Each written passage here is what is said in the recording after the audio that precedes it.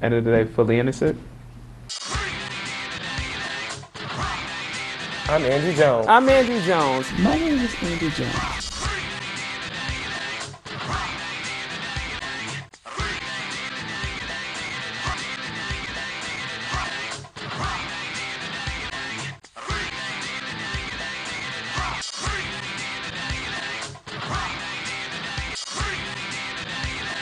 National protests against Proposition 8 took place on Saturday throughout many places in America, including Boston's City Hall. The ballot, banning same-sex marriage in California, brought out hundreds of individuals united in their denunciations of its majority vote on Election Day.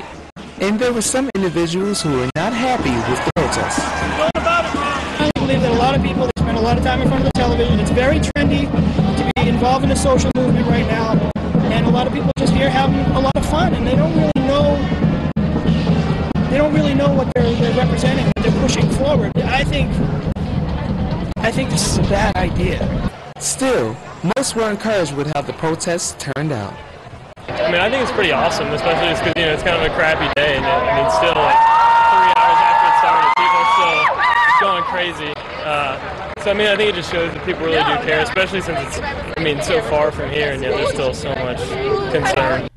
This bodega is a shoe store with washing detergent and paper towels in the window. Bodega looks just like a regular corner grocery store, but that old saying, looks can be deceiving, applies. So behind the grocery store is a secret passageway to retail heaven, an obscure entrance the owners wouldn't allow us to show, giving future customers incentives to witness the special quality of bodega. I do not have a second for the environment. That type of charismatic statement was a constant theme of Speak for Yourself Sigh Relief show at Boston University's George Sherman Union on Friday.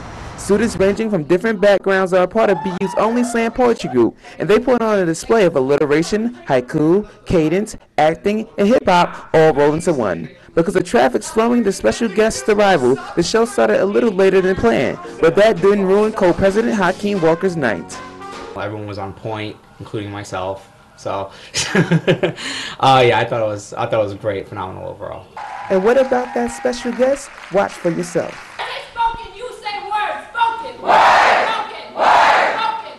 Kelly Side showed why she's a regular on HBO's Def Jam Poetry. A wild tiger was set loose on Boston University's campus last week. The rapper Tiger, that is, as BU Central hosted a Lil Wayne protege for a free concert. The real story of the night, however, was not about Tiger, but who watched Tiger. Or, to put it perfectly, who didn't watch Tiger. A nearly empty BU Central is what the rapper had to deal with. He barely could, and some had thoughts on the vast space. There's a lot of people missed it. He looked like he's a good performer and everything, but I just feel bad for the dude because he promoting the album and ain't nobody here. No matter the size of the crowd, the show must go on. If it's one person to 1,000 people, like it really don't matter as long as this crowd, they knew what was up. It wasn't like they was just here, like they knew what was up. They was real fans, like that's why they was here, you know what I'm saying? You got a lot of people when people do shows, you going to that show? Or shit, I'm gonna roll too. You got people that's like, I don't care who rolling, I'm gonna go. You know what I'm saying? Those were them type of people tonight, you know what I'm saying? So it's always good. Reporting at his full capacity for Inside Boston, I'm Andrew Jones. Crazy, man. It was crazy. It was a little unbelievable. Lack of treatment. Unnecessary. I was surprised. I guess surprised is probably the best word to describe. These stunning words from students describing the deteriorating brownstones, the ineffectiveness of B&G, and the Office of Housing's negligence towards these high-priced locations. Most concerning is housing's increased focus on the new student village overshadowing these serious problems, where most brownstones on Bay State and South Campus are unsafe and obsolete. And wait till you hear the story 2 doors down at 38 Buswell. At the end of February, when it was like raining a lot, we got this torrential rainstorm, and it not only started pouring like through the windowsill, but it also formed a crack from the window to the door. And this is what that storm did to his ceiling. Water leaks across the room, leading him to place duct tape to stop any more leaks, and his fire alarm socket having wires dangling dangerously. Back in the ceiling, which you can clearly see, stained with watermarks, is still there. And I'm not going to put the fire alarm in there because it was leaking through the fire alarm, so I had to take that off. I'm not going to put that back in there. I don't know if the wires are all messed up. Did B&G or Housing fix his ceiling yet? No, but they did give him these. Gives us about 4 of these buckets and lines them up, and that's what was given for the night. What could have happened, maybe the roof would have caved in, but the fact is it didn't happen. Well, I don't know what kind of list that B&G has in terms of things to do, but I would figure this would be closer to the top in terms of the ceiling falling through. But that's, you got to ask them what was going on then. Oh, we tried to, Joe. Several times we did, but all B&G told us was, quote, we at the facilities management are not allowed to reveal our inner working. And the only thing we got from Housing Director Mark Robillard after constant calls and requests to get his side of the story was a paragraph email reply.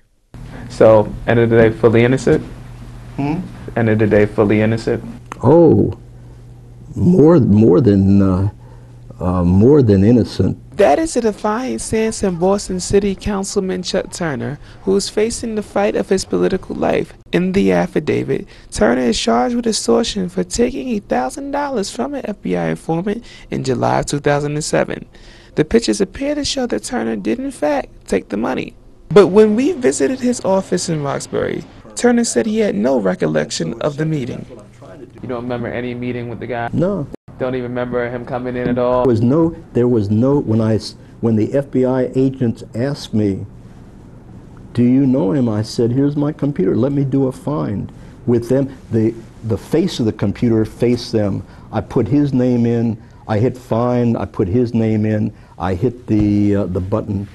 His name didn't come up in the calendar. Some people in Roxbury are still surprised over the allegations brought against the councilman. For them, Turner has been a beacon of the light in the community, fighting for their issues and their rights. He's a stand-up guy, stand-up man. He's been around a long time, and best of my knowledge, he helped the community out. But not everybody in Roxbury feels that Turner is without blame. Don't get wrapped up in the hype. There's a lot of hype now.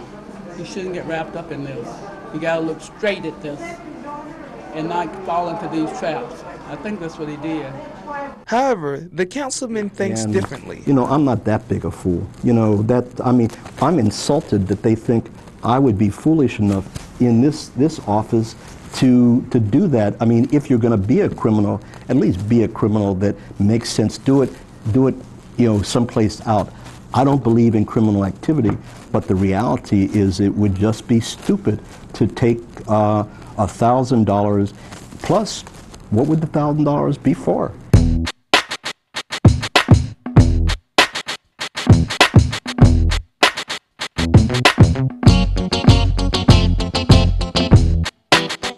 And we hope your tournament bracket is not as bad as Andrew's. I'm Dan Burke. Man, I just had to rip that up. What a disaster. Ray Allen with vintage on all of us. Busting out the semi-facial on Nick Carlson. Bam! Putting that on the poster, ladies and gentlemen. And dig that on YouTube. Well, I'm here with my boy Randall. I'm telling you, if Bill O'Reilly was the president, now I think the Rockies and Royals would be in the World Series. But thankfully, that isn't the case. The Garden is playoff central, and the Bruins are one step closer to advancing to the second round. Canadians fans, you may want to turn away. My goodness, take a look at that one again. Bam. Let's hope he's okay. Thank you, V. Man, that weather on Saturday. Whew. So that pitching of the Phillies, I mean, you saw how Brent Myers pitched on Sunday. Chan Ho Park, a.k.a. Take Him Out the Park. And Jamie Moy, I mean, he's older than Woody Allen. And that's all we have for sports today. Back to you, Andrew. Thanks a lot, Colt. Probably we need to ask Cecil Sabathia to give us that auto industry bell. Yeah, he might be able to help out with the car dealerships right now. I'm telling you. Well, the reason why the Raiders picked May ahead of Macklin is because the Raiders, they were hell-bent on having a draft worse than the Obsessed movie. I mean, that's how bad their draft was. Coming up, a story that is sure to bring tears to your eyes. Finally, together again. That is truly heartwarming. You just can't get more heartwarming than that. The problem for him is just being on the Vikings. You don't know if Savard Jackson's going to be the quarterback, because Farad, heck, I may be even the quarterback with that team. As they continue to rip the nets, I guess I'm going to be continuing to rip the brackets, because I don't even know.